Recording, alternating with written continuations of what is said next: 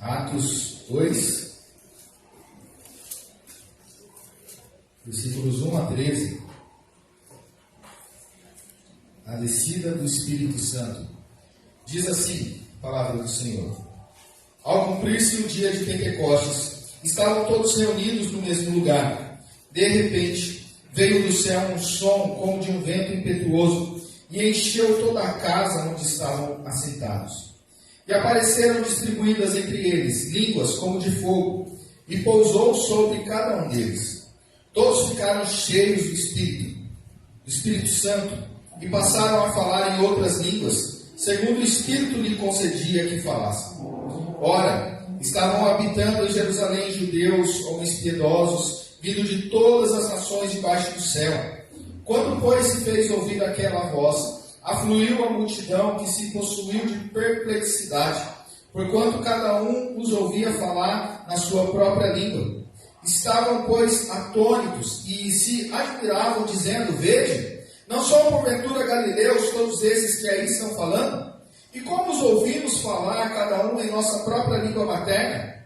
Somos partos, medos, elamitas, e naturais da Mesopotâmia, Judéia, Capadócia, Ponto e Ásia, da Frígia, da Panfilha, do Egito, das regiões da Líbia, das imediações de Cirene, e romanos que aqui residem, tanto judeus como prosélitos, cretenses e arábios. Como os ouvimos falar em nossas próprias línguas as grandezas de Deus? Todos atônitos e perplexos, interpelavam uns aos outros. Que quer isto dizer? Outros, porém, zombando, diziam: estão embriagados. Até aí. Vamos orar mais uma vez. Pai querido, cremos no teu poder. Cremos no poder da tua palavra, que ela é verdade para as nossas vidas. Nos ensina mais uma vez essa noite. Nos enche da sabedoria do Senhor, Deus. E que possamos guardar tudo que aprendemos aqui, ó Deus, e colocarmos em prática em nossas vidas. Em nome de Jesus. Amém. Peço que coloque o slide, por gentileza. Hoje nós vamos iniciar com mais uma série de pregações. Já há alguns domingos nós não estávamos pregando em séries, né? Mas agora nós vamos voltar. E confesso que há algum tempo eu tenho sido desafiado a meditar nesse texto, nesse livro, o livro de Atos, conhecido como Atos dos Apóstolos. E pensando sobre isso, sobre o mês que nós estamos iniciando também, geralmente nas igrejas nós começamos sempre a falar sobre missões, sobre a propagação do Evangelho, e nada mais claro que é meditar no livro de Atos e ver a ação de Deus propagando o Evangelho, usando as pessoas para levar a palavra de Deus. Nós podemos ver em todo esse livro, que é um livro histórico, toda a ação de Deus através do Espírito Santo, a ação do Espírito Santo conduzindo a igreja, fazendo com que ela crescesse, fazendo com que o Evangelho se espalhasse. Então é sobre isso que nós vamos falar. Esse livro de Atos, ele tem como título, nós conhecemos ele como Atos dos Apóstolos. Mas, na verdade, ele se fala pouco de apóstolos aqui. Vai falar especificamente, vai citar o nome de Matias, que foi o escolhido no lugar de Judas, depois que Judas traiu a Jesus. Vai se falar um pouco de Paulo, um pouco de Pedro, e acaba por aí. Não se fala sobre os outros apóstolos. Então, talvez um nome, e os escritores, estudiosos vão corroborar com essa ideia, de que esse livro, na verdade, deveria se chamar Atos do Espírito Santo. Porque quem é o agente principal de todo esse texto é o Espírito Santo. E parece que falar de Espírito Santo em igreja reformada é quase que um tabu, né? Porque nós sempre atribuímos a ação do Espírito Santo, e ouvimos muito se falar de igrejas pentecostais. Mas a verdade, queridos, é que o Espírito Santo é real. O Espírito Santo é o Deus habitando em nós. E é por isso que nós vamos estudar durante os próximos domingos neste livro. Vamos buscar entender o que Deus tem preparado para nós e como nós podemos colocar em prática tudo que esse livro vem a nos ensinar, toda a palavra de Deus.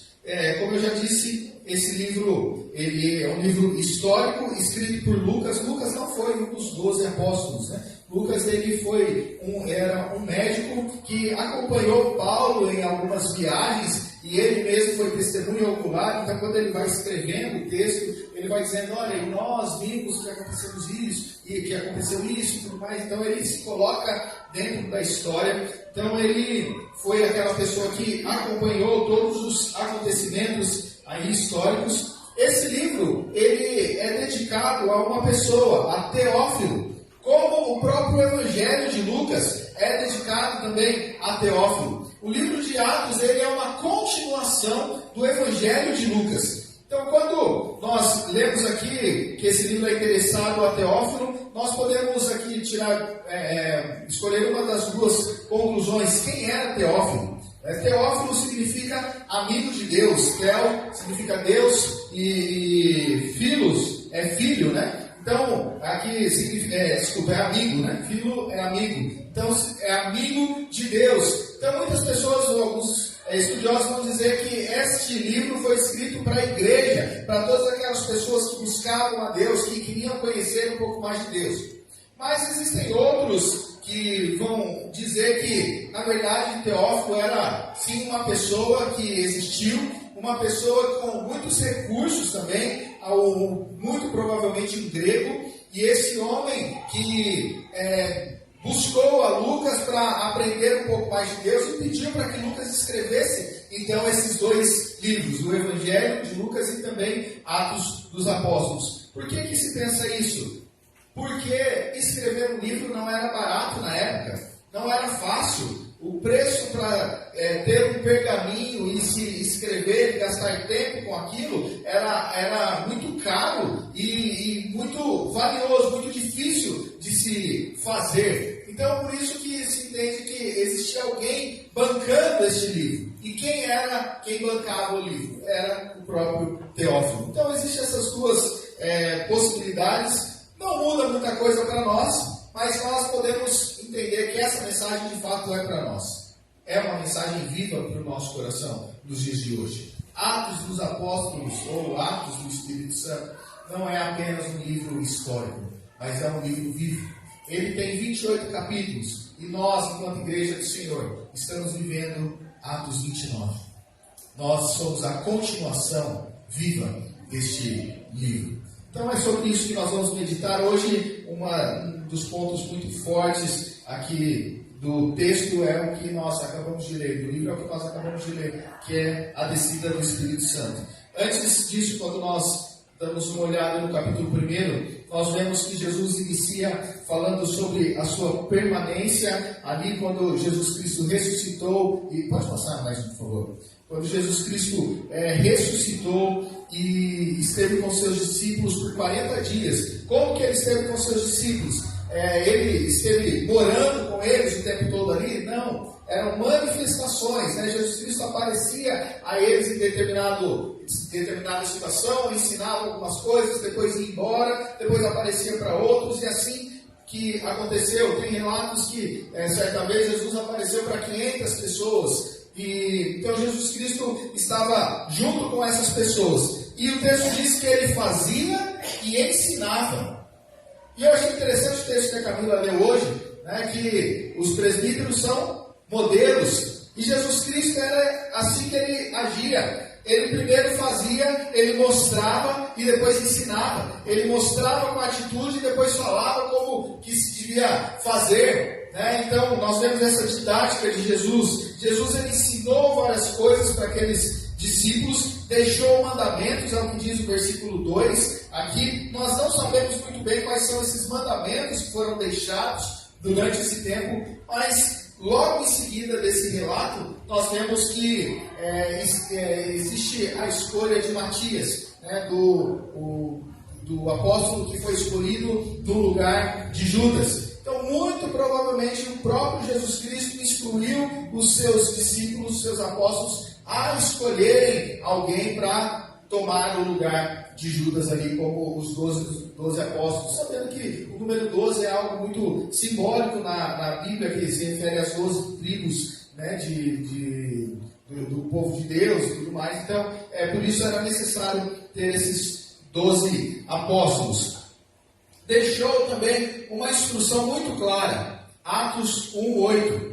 Esse aí talvez alguns até saibam de cor, que diz: mas recebereis poder ao descer sobre vós o Espírito Santo, e sereis minhas testemunhas, tanto em Jerusalém como em toda a Judéia e Samaria e até os confins da terra. E esses irmãos então ficaram em Jerusalém, esperando esse Espírito Santo descer. E ali então, depois dos 40 dias, Jesus subiu, e depois que Jesus sobe, começa o texto que nós acabamos de ler. Num lugar reunido, chamado cenáculo. O cenáculo era uma sala, e essa sala ficava no primeiro andar de uma casa, muito provavelmente perto do templo, ali onde estavam reunidos todos os judeus de todos os confins da terra, né? Assim que o texto traz, todas as pessoas, versículo 5, estavam habitando em Jerusalém, judeus, homens piedosos, vindos de todas as nações debaixo do céu. E essas pessoas, muito provavelmente, estavam naquele momento no templo. Por que tinha tanta gente em Jerusalém? Por que tinha tantas pessoas naquele lugar? Porque o judeu comemorava 3 festas anuais. Eles precisavam estar nessas festas. A primeira festa, a festa da Páscoa, a segunda do Tabernáculo, onde eles relembravam sobre a vida de peregrinação no deserto, ali dentro das tendas e adorando a Deus nos tabernáculos. E em terceiro lugar, a festa da colheita, ou mais conhecida como a festa de Pentecostes. Pentecostes significa 50. Então é exatamente isso que acontece. A partir da Páscoa, 50 dias depois, acontecia esta festa de Pentecostes.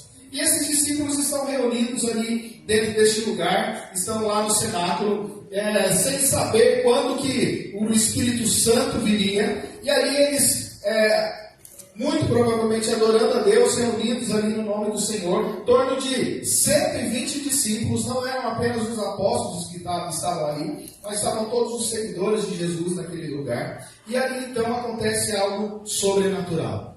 Acontece ali um som de um vento impetuoso, línguas de fogo e pessoas falando em outras línguas, cheias do Espírito Santo. É sobre isso que eu quero falar hoje com os irmãos. O que significa essas manifestações? O que significa esses fenômenos para nós? E o que nós podemos aprender então com tudo isso? O tema da nossa pregação então é a capacitação do Espírito Santo à igreja. E em primeiro lugar, pode passar por favor? Em primeiro lugar, o Espírito Santo como vento, versículo 2 fala sobre isso. De repente veio do céu um som como de um vento impetuoso e encheu toda a casa onde estavam assentados. É importante pontuar algumas coisas. Antes da descida do Espírito Santo, no dia de Pentecostes, o Espírito Santo já atuava sobre os filhos de Deus. Ele atuava, ele deu forças à Sansão, ele estava na criação de todas as coisas. Gênesis 1, versículo 2, a terra porém estava sem forma e vazia, havia trevas sobre a face do abismo, e o Espírito de Deus pairava sobre as águas. Salmo 51, 11, quando o próprio rei Davi faz uma oração e diz: não me repulses da tua presença, nem me retires o teu Santo Espírito. Isaías 11, 12, que diz: repousará sobre ele o Espírito do Senhor, e o Espírito de sabedoria e de entendimento, o Espírito de conselho e de fortaleza, o Espírito de conhecimento e de temor do Senhor. Já o Espírito Santo já estava aqui, ele já agia no meio do povo. Então, não é muito comum as pessoas pensarem, quando vê a promessa de Jesus que mandará o Consolador, que o Espírito Santo viria. Não é que ele não atuava aqui, mas ele estava inaugurando uma nova fase na igreja, uma nova fase cristã, uma atuação mais intensa nos filhos de Deus. É isso que está acontecendo aqui. E diante disso, nós nos deparamos com este texto que diz que, de repente, veio um som do céu, como de um vento impetuoso. O que significa isso para nós? Em primeiro lugar, aqui, de repente, isso mostra que o fenômeno do derramamento do Espírito Santo foi algo celestial, foi algo sobrenatural e foi algo soberano da parte de Deus. Os discípulos estavam esperando esse Espírito Santo chegar. Eles estavam esperando ser cheios do Espírito Santo. Mas eles não sabiam a hora que isso ia acontecer. Eles não sabiam qual o lugar exato que eles deveriam estar para que aquele Espírito Santo os enchesse. Eles não tinham o poder de apressar o cumprimento dessa promessa. E é importante nós pensarmos sobre isso, irmãos, porque muitas vezes, inclusive nos dias de hoje, nós vemos tantas pessoas marcando a hora e data para a manifestação do Espírito Santo. Olha, vem na nossa igreja, porque neste lugar vai acontecer a unção tal, o derramamento do Espírito Santo de tal maneira. E as pessoas vão achando que elas são donas do Espírito Santo, são donas da ação do Espírito Santo. Elas vão por aí declarando as coisas e dizendo, olha, o Espírito Santo vai fazer, e elas saem profetizando e fazendo tantas coisas que na verdade não compete a nenhum de nós. O Espírito Santo, ele age livremente, ele é soberano, ele é o Espírito de Deus, e ele age no meio do povo da maneira que ele quer. O texto diz que isso aconteceu de repente como o som de um vento impetuoso. E eu não sei se você já imaginou essa cena ali acontecendo, aquela sala, as pessoas fechadas ali dentro, e de repente esse som impetuoso. Não houve vento. É comum a gente pensar no vento, uma ventania ali, né? Papéis voando, candelabros caindo, mesa sendo jogadas na parede. Não foi isso que aconteceu. Nosso Deus é um Deus de ordem. Houve um som. E esse som, quando a gente vai procurar essa palavra, ela se refere ao som da onda do mar. Sabe quando o mar está bravo e a gente ouve a onda quebrando e fazendo aquele barulho? Foi um som mais ou menos assim. E aí então aquelas pessoas foram cheias do Espírito Santo. É interessante também pontuar e lembrar aqui e aprender, talvez você não saiba, quando se refere na Bíblia sobre o Espírito Santo, é usada uma palavra chamada pneuma. Vocês já ouviram falar sobre uma máquina pneumática? O que é uma máquina pneumática? Ela é movida por ar. O que a gente vai fazer no pneumatologista? Pneumologista. Isso aí. Não é trocar o pneu. O que a gente vai fazer lá? Cuidar do pulmão. A Bíblia, toda vez que ela vai se referir ao Espírito Santo, ela usa essa expressão, pneuma, que significa sopro, significa vento. E é assim que Deus se revela para nós, o Espírito Santo se revela para nós. E é muito claro quando nós lemos o texto, aquela conversa de Jesus com Nicodemos, João capítulo 3, versículo 8, quando ele diz, o vento sopra onde quer, ouves a sua voz, mas não sabes de onde vem, nem para onde vai. Assim é todo que é nascido do Espírito. Nós não podemos dominá-lo, mas nós podemos ser cheios dele. Nós devemos buscar ser cheios desse Espírito. O reverendo Hernandes, ele diz o seguinte, assim como o vento é livre, o Espírito sopra onde quer, da forma que quer e em quem quer. O Espírito sopra onde jamais sopraríamos e deixa de soprar onde gostaríamos que ele soprasse. Como o vento, o Espírito é soberano, ele sopra irresistivelmente. E nós sabemos que é assim que ele age nas nossas vidas. É assim que ele nos enche.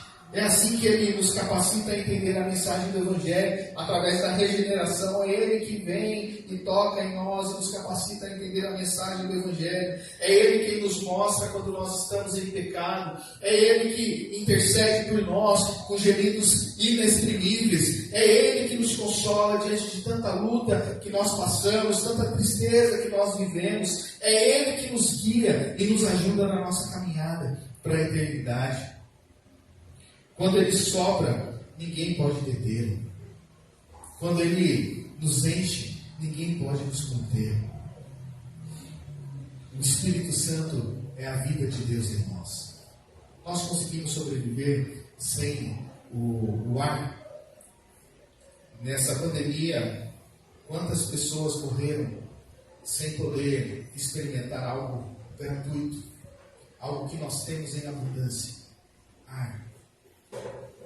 Não houve dinheiro que pudesse salvar pessoas que não conseguiam respirar. E a pergunta para nós é: nós respiramos esse sopro de vida em nós? Nós dependemos dele para viver? Mas aí, em segundo lugar, pode passar, por favor? Em segundo lugar, o Espírito como línguas de fogo.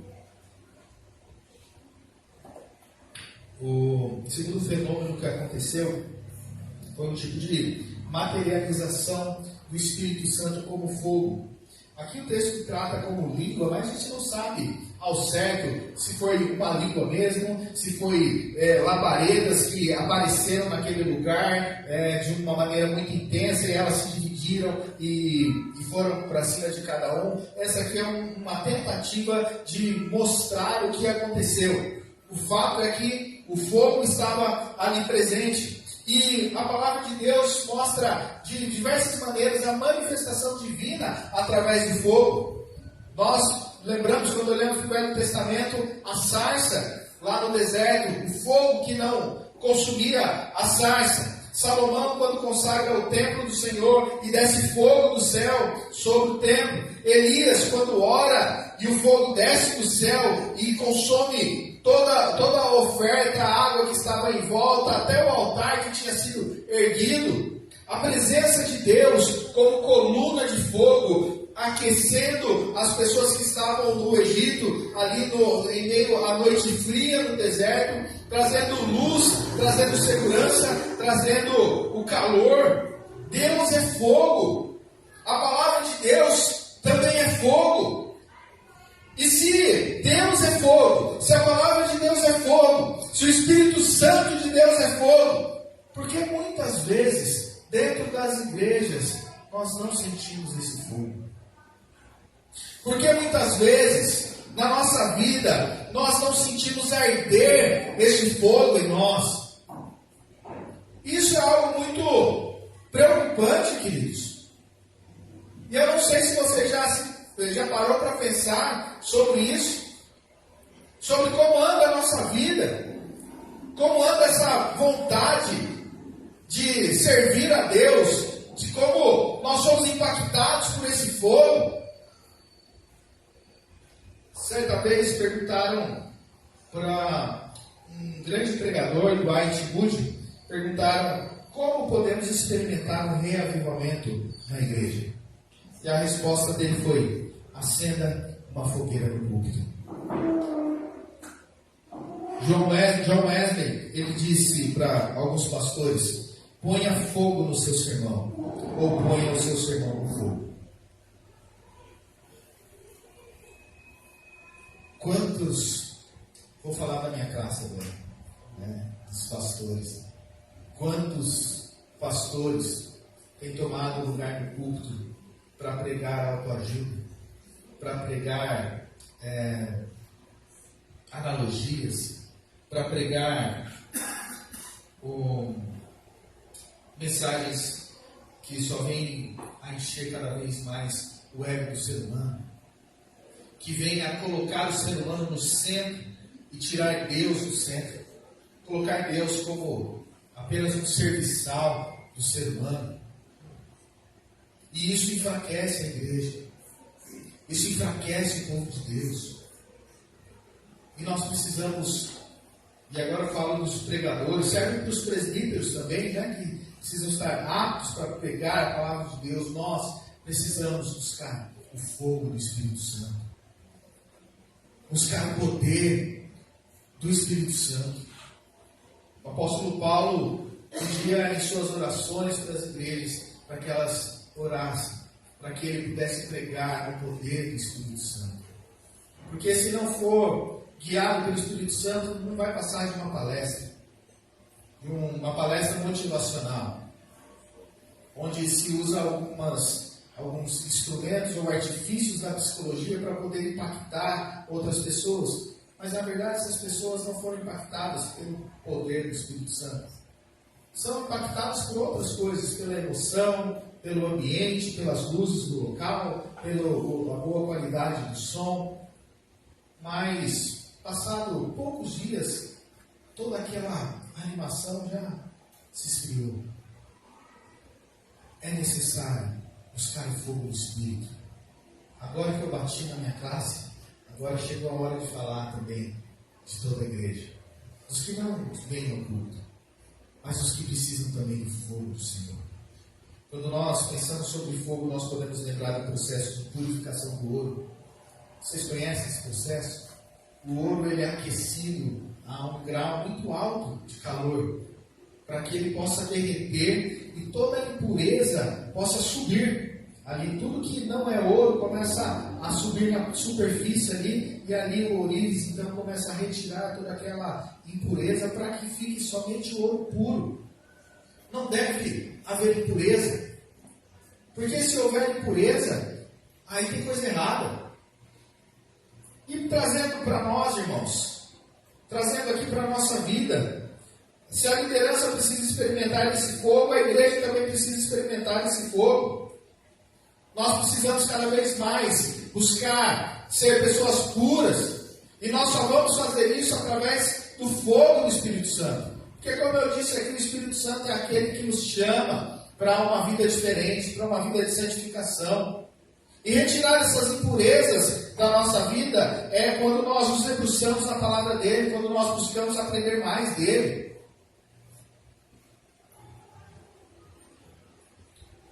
O fenômeno que aconteceu em Pentecostes, ele aponta para uma capacitação especial na vida de todo aquele que crê em Cristo Jesus. Essas pessoas podem ser agora purificadas por Deus. Essas pessoas podem ser agora guiadas por Deus. Essas pessoas, através do poder desse Santo Espírito, podem impactar vidas, impactar bairros, cidades, nações. Como está a chama do Espírito Santo no nosso coração?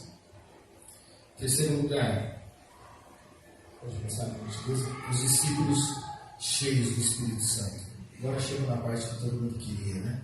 E esse negócio de falar em línguas aí, pastor. Nunca vi ninguém falar em línguas na igreja presbiteriana. Como fica esse negócio? Vamos falar sobre isso agora, né? Um assunto tão debatido, tão polêmico. Nós devemos pensar em algumas coisas que aconteceram ali. Em primeiro lugar, não podemos negar essa manifestação que aconteceu ali. A palavra de Deus é muito clara. Essas línguas de fogo pousaram sobre aqueles homens e eles começaram a falar em outras línguas. Mas é importante pontuarmos também que essas línguas que foram faladas ali não eram línguas estranhas. Eram línguas conhecidas.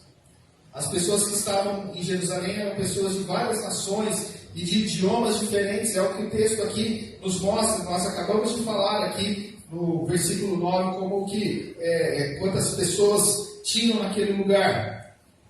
Muito possivelmente os idiomas ali, alguns representados, seriam o grego, o aramaico, o hebraico, o latim, o egípcio e tantos outros ali naquele lugar. E as pessoas que estavam ali, não somente os discípulos, mas todos os que vieram, que ouviram aquele estrondo, aquele barulho, e vieram ali para onde os discípulos estavam, todas aquelas pessoas começaram a ouvir o que eles falavam, como eles glorificavam a Deus em sua própria língua. E talvez, pensando nisso, você possa pensar, então, parece que o milagre não foi só em cima dos discípulos ali, mas também sobre todas as pessoas. Porque se eles glorificavam a Deus na sua própria língua, e todas as pessoas, o grego, o que falava grego, o que falava hebraico, o que falava aramaico, o que falava latim, ouvia na sua própria língua, parece que o milagre, então, não foi tanto nos discípulos, mas sim em todas aquelas pessoas que estavam ouvindo na sua própria língua. Mas não podemos entender assim. O texto deixa claro que a descida do Espírito Santo foi sobre os discípulos. Esses homens essas pessoas ficaram cheias do Espírito Santo. Não foi sobre todas aquelas pessoas que estavam no lugar.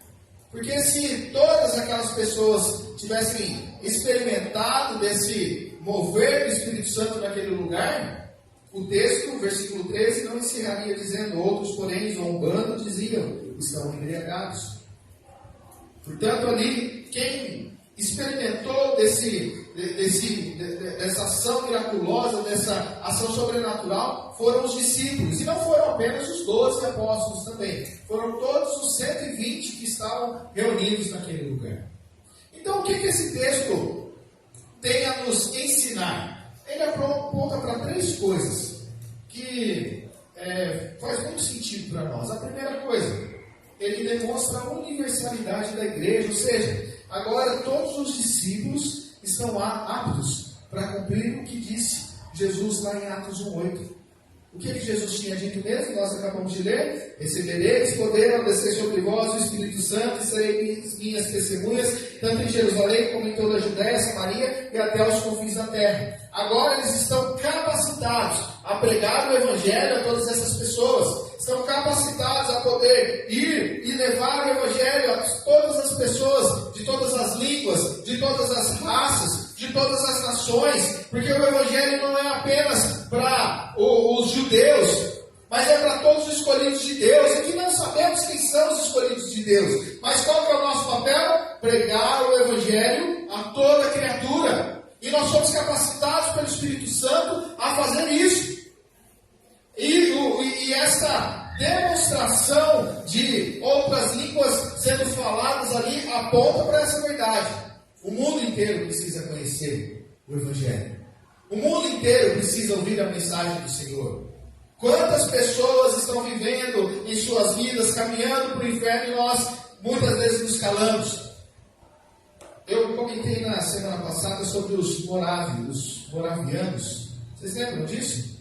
Homens que estavam tão focados na missão de pregar o Evangelho, que se vendiam como escravos para lugares onde a palavra de Deus não podia chegar, onde a Bíblia não podia entrar, onde missionários não conseguiam ir. Eles se vendiam como escravos para ali poder propagar o Evangelho de Jesus Cristo, falar do amor e da graça que um dia alcançou a vida deles.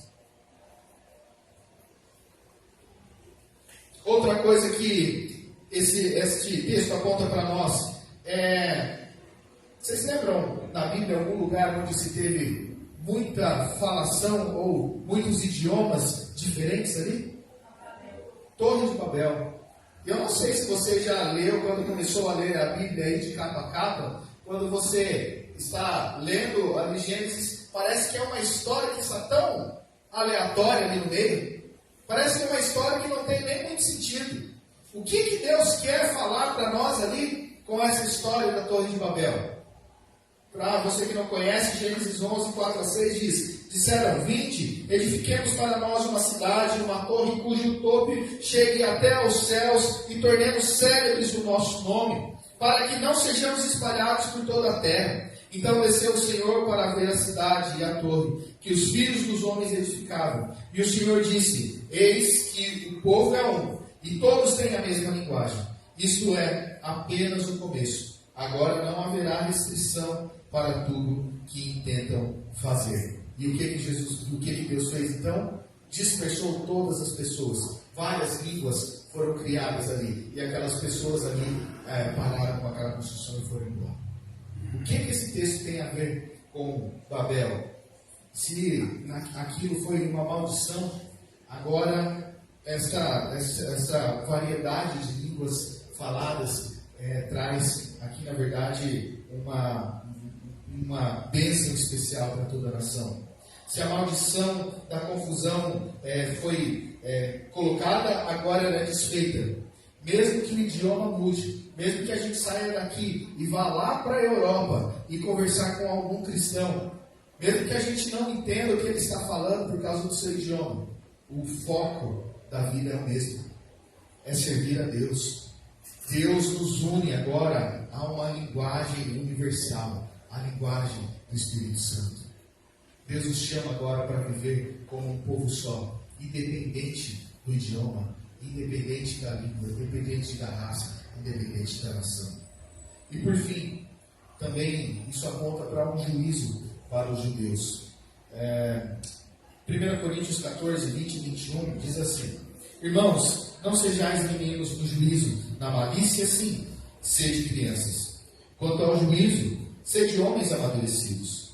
Na lei está escrito: falarei a este povo por homens de outras línguas e por lábios de outros povos, e nem assim me ouvirão, diz o Senhor. O povo de Deus já tinha ouvido lá em Deuteronômio 25, em Isaías 28, Jeremias 5, como que Deus iria disciplinar o povo dele com outro povo de outra língua diferente. E isso aconteceu lá no passado.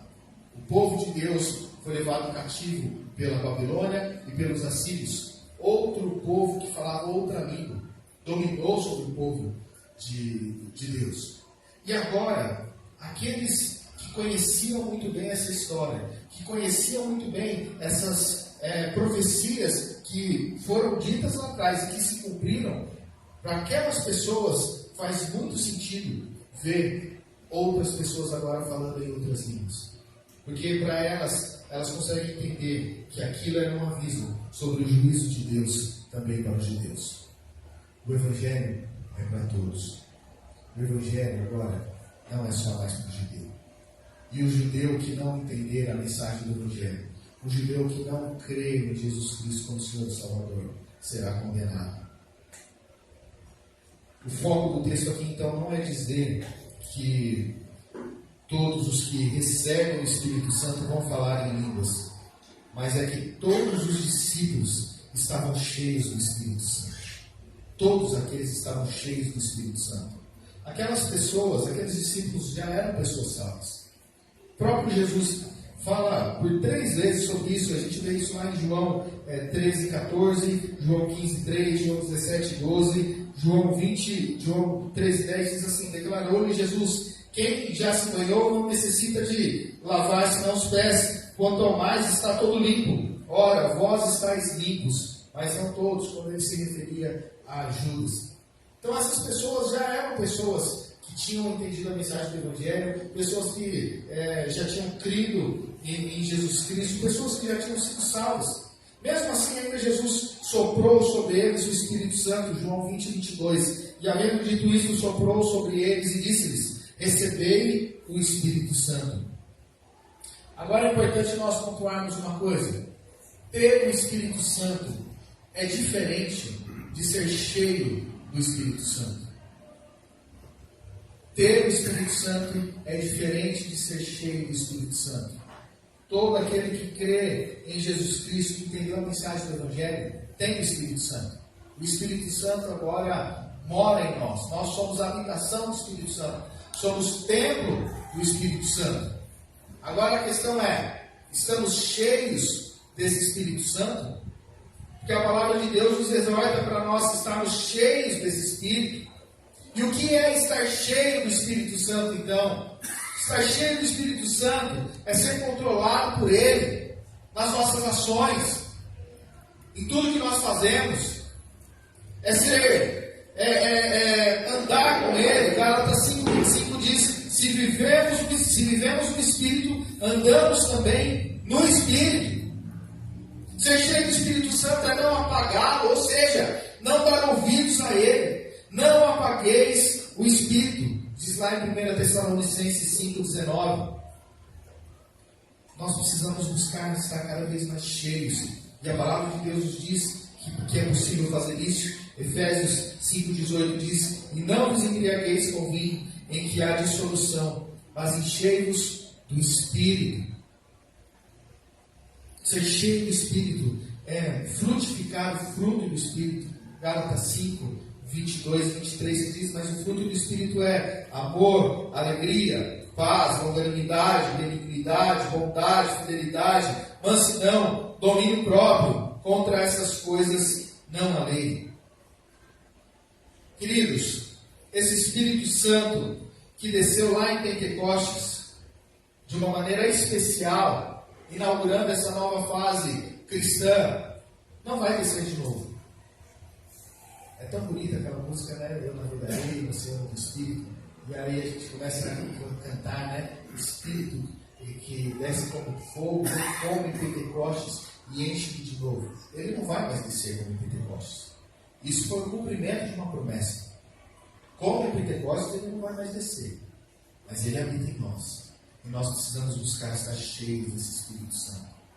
Porque se nós não estivermos cheios dele, a nossa vida parece que não tem sentido. Nós viveremos, como foi dito hoje de manhã, nós viveremos apenas no leite espiritual. Você que não veio de manhã, você pode procurar lá na nossa página no Facebook e ver a mensagem de hoje que fala sobre isso, sobre maturidade cristã. Se a gente não buscar ser cheio desse Espírito Santo, a gente vai ficar sempre dependendo de alguém para nos alimentar. Mas a palavra de Deus nos diz para que a gente busque o alimento sólido. E buscar esse alimento sólido tem a ver com estar cheio do Espírito Santo. Temos o Espírito Santo habitando em nós? Essa é a primeira pergunta. Para nós estarmos cheios, é necessário ter Ele habitando em nós. Temos Ele habitando em nós? Segunda pergunta. Damos ouvido ao que Ele tem falado? Estamos buscando ser cheios dEle? Temos frutificado o fruto dEle? Para concluir, queridos, somos experimentados. Só experimentaremos da presença do Espírito Santo, do poder do Espírito Santo, do fogo do Espírito Santo, se nós tivermos nos rendido a Jesus Cristo. Se nós tivermos entendido de verdade a mensagem. Se nós tivermos reconhecido esse Jesus Cristo como Senhor e Salvador. A partir daí, nós somos capacitados a cada dia mais a ser cheios do Espírito Santo. Esse Espírito Santo que nos conduz a uma vida diferente. Que Deus nos abençoe e nos guie a sermos cada vez mais cheios desse Espírito Santo. A servir a Deus